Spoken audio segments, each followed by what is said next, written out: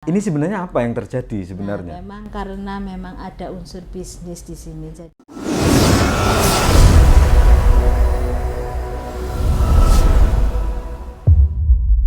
Assalamualaikum warahmatullahi wabarakatuh. Jumpa lagi dengan saya Muhammad Zubaidi Mukhtar di channel yang insya Allah merupakan channel yang diharapkan untuk memberikan inspirasi kepada kita semua dan kita belajar bagi banyak orang untuk memperbaiki kehidupan kita di masa depan.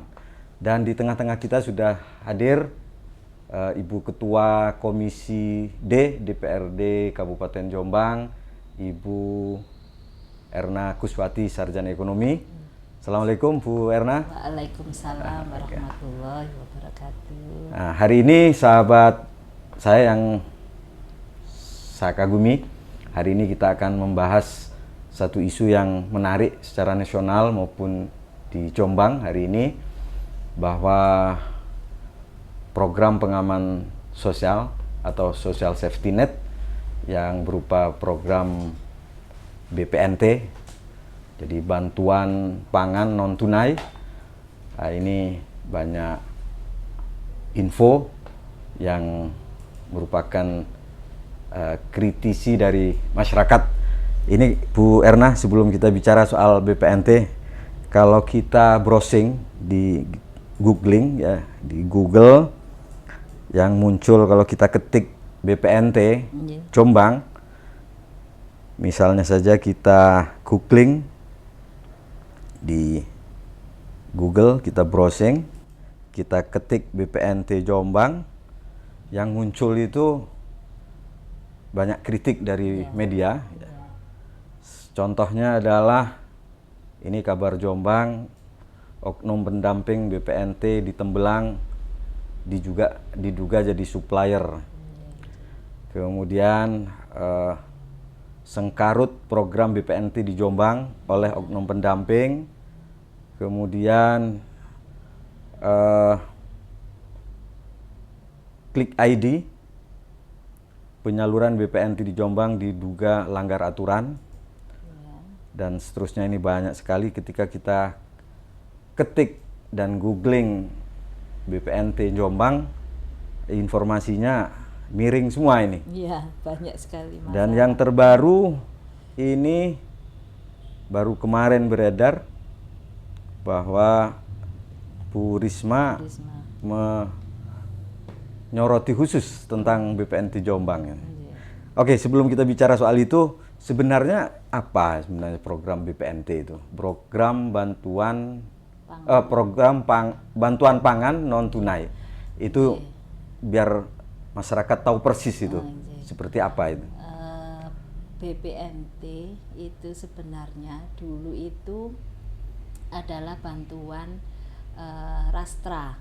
Jadi sebelum iya. 2017, nah ini kan ada bantuan rastra dari pemerintah pusat.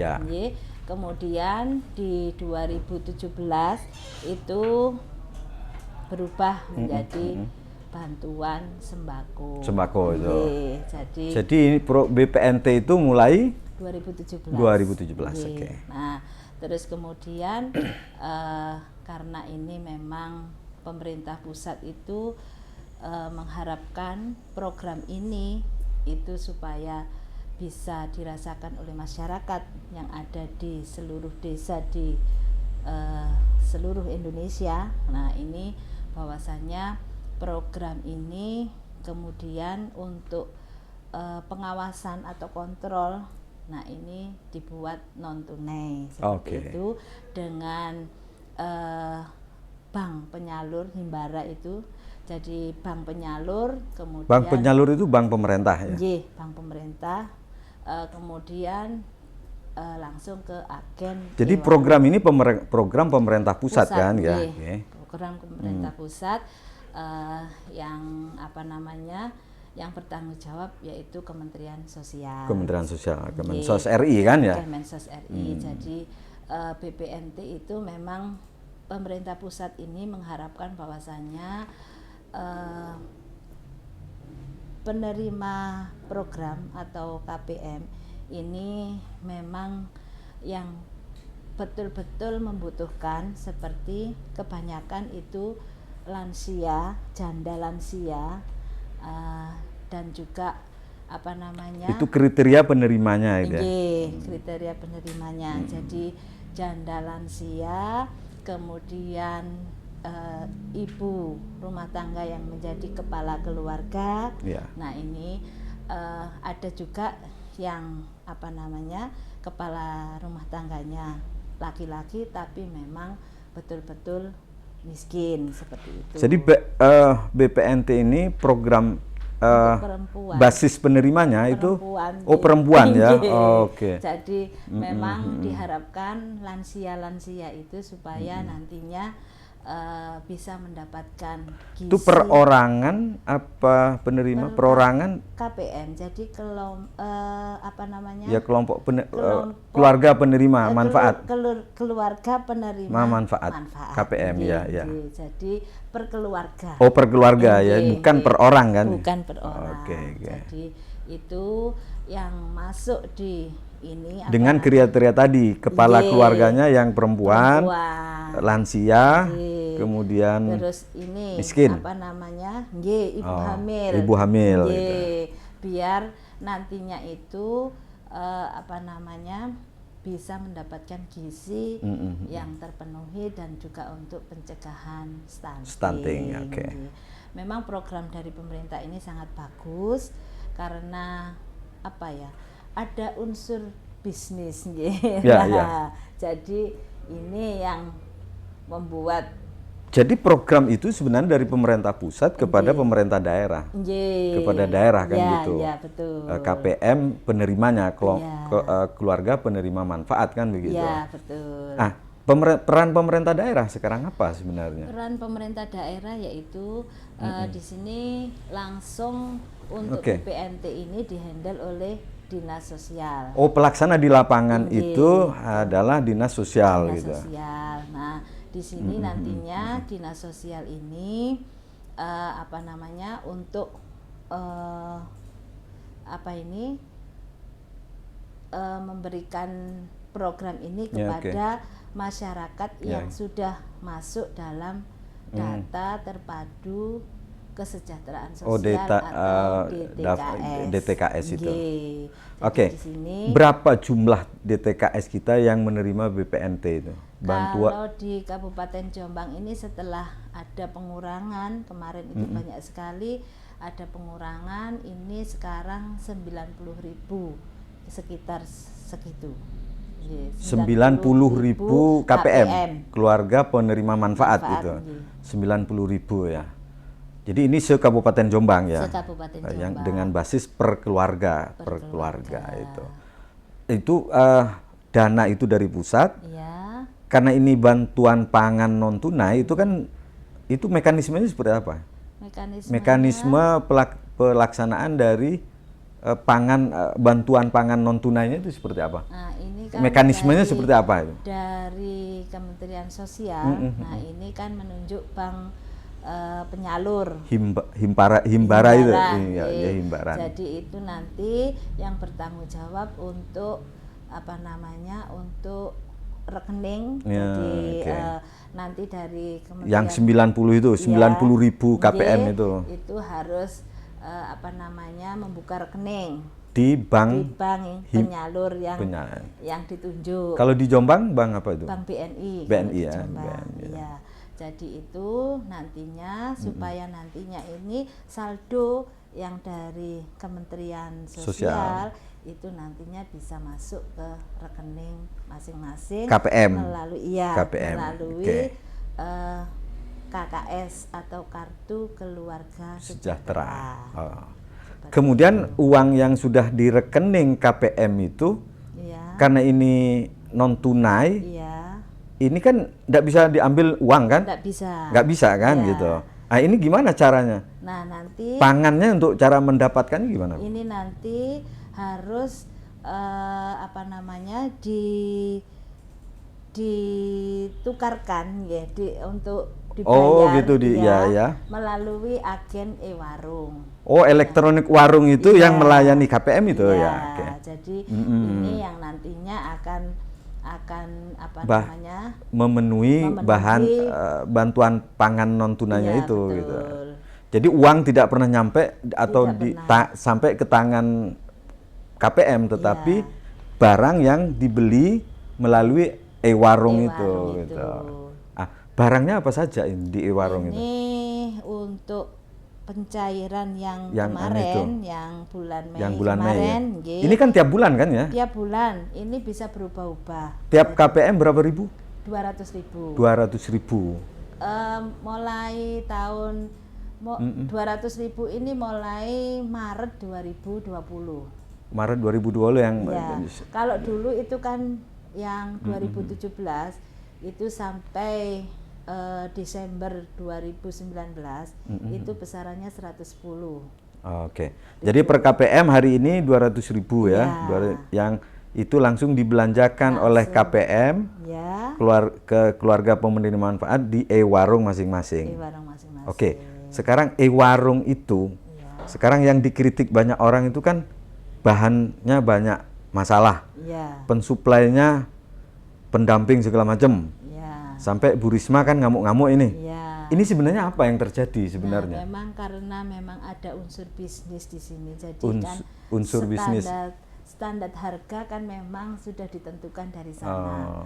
200.000 itu kita bisa belanja di e-warung itu dengan disediakan namanya ini beras 10 kg 10 kg ya, beras. dengan harga 92.000. Kemudian ayam 1 kilo dengan harga 33.000. Ya, oke. Bawang putih 1 kg. Ini semua harga pasar sepertinya ini ya? Bukan. Ini Harga kayaknya harganya pemerintah juga harga dari sana, mungkin yang sudah ditetapkan dipatok. oleh Iya, Kementerian Sosial iya, gitu. gitu. Jadi harganya sudah dipatok. Jadi bawang putihnya 1 kilo itu 23.500, kentangnya 1 kilo itu 15.500, Seharga totalnya jadi 200.000. ya. Nah, ini nanti bervariasi sesuai dengan pedoman umum bahwasanya ada unsur karbohidrat, Ya, oke. ada unsur gizi dari protein hewani dan protein nabati, Oke. juga dari Sekarang vitamin. saya pengen tahu sekarang e-warung itu ngambilnya dari mana? E-warung Apakah itu kulaan ada supplier. Jadi Oh. mereka ini kebutuhan mereka ini sudah semuanya disediakan oleh supplier Oke. yang di setiap kabupaten kota itu sudah ditentukan. Ini pangkal persoalannya kan? Iya. Berarti e-warung ini tidak bebas memberikan, Iya, tidak boleh kulaan. tidak boleh kulaan di Iya, tempat lain kan iya, begitu. gitu. Sehingga barang isunya menjadi ada banyak yang ada isu soal kentang busuk, Iya. terus ada pendamping main kan begitu kan. Pendamping itu kan pendamping PKH itu kan maksudnya? TKSK. TKSK itu, Iya, TKSK itu. Ada yang Itu kan. BPNT itu. Terus kemudian ada ini kan berarti kan terbuka. Berasnya. Sekarang yang menetapkan mereka e-warung siapa? Yang menetapkan e-warung itu usulan dari desa. Jadi Desa. ya, Ditetapkan oleh dinas sosial. dinas sosial. Iya. Sekarang e-warung ngambil barang kebutuhan pangan itu E-warung langsung nanti di setiap misalnya sekarang bulan ini seperti beras misalnya ya, aja. untuk Kan ada mengambil barangnya. Iya, iya. Ini sudah semuanya dari supplier.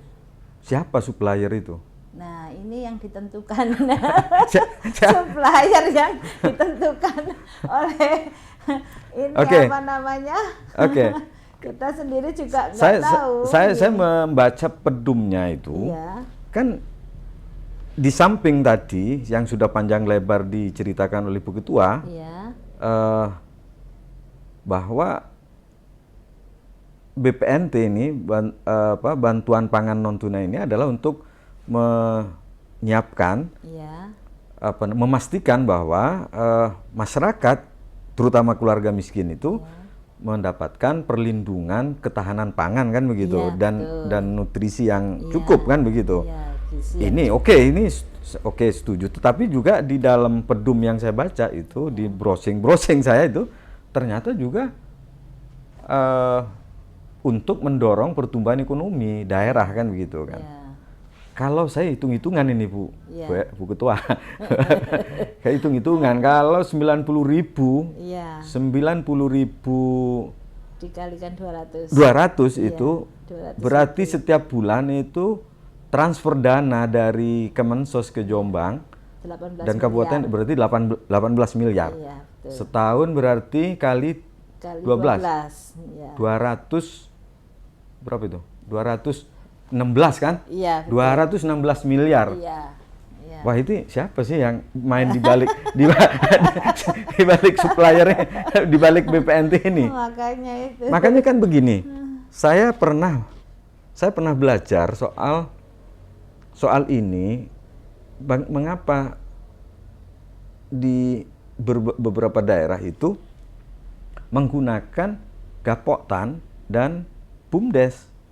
Seperti misalnya di ini Bu Ketua, di Kulon Progo. Iya. Di Kulon Progo itu untuk berasnya itu harus ngambil ke Gapoktan.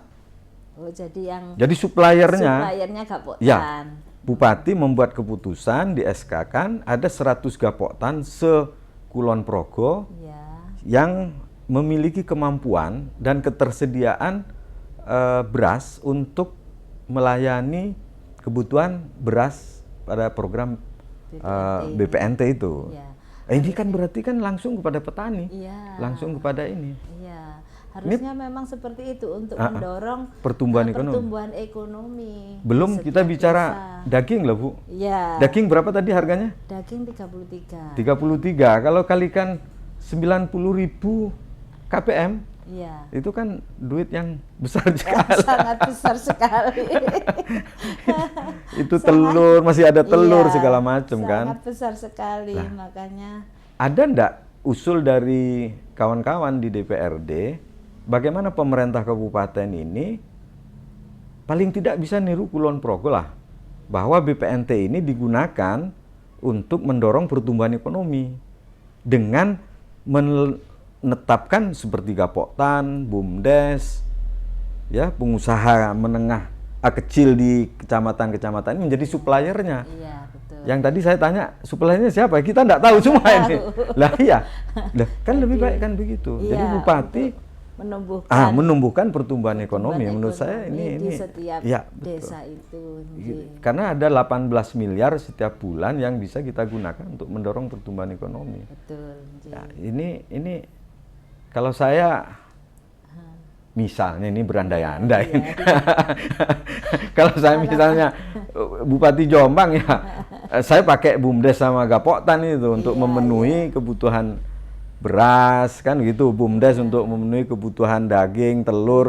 Masa susah di Jombang cari telur, cari BUMDes, cari enggak ya. Banyak sekali kan lah ya. Peternak-peternak yang ada Ini di setuju setiap enggak ini kecamatan.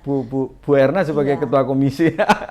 Kalau saya sih setuju. Jadi apa namanya? Enggak. Biar mereka program BPNT ini di samping juga untuk kebutuhan masyarakat yang ada di desa tersebut. Betul. Nah, ini harapan kita juga dari desa tersebut yang bisa untuk mensuplai kebutuhan dari program BPNT ini supaya nantinya pertumbuhan ekonomi di masyarakat ini bisa berjalan dengan bagus, seperti itu.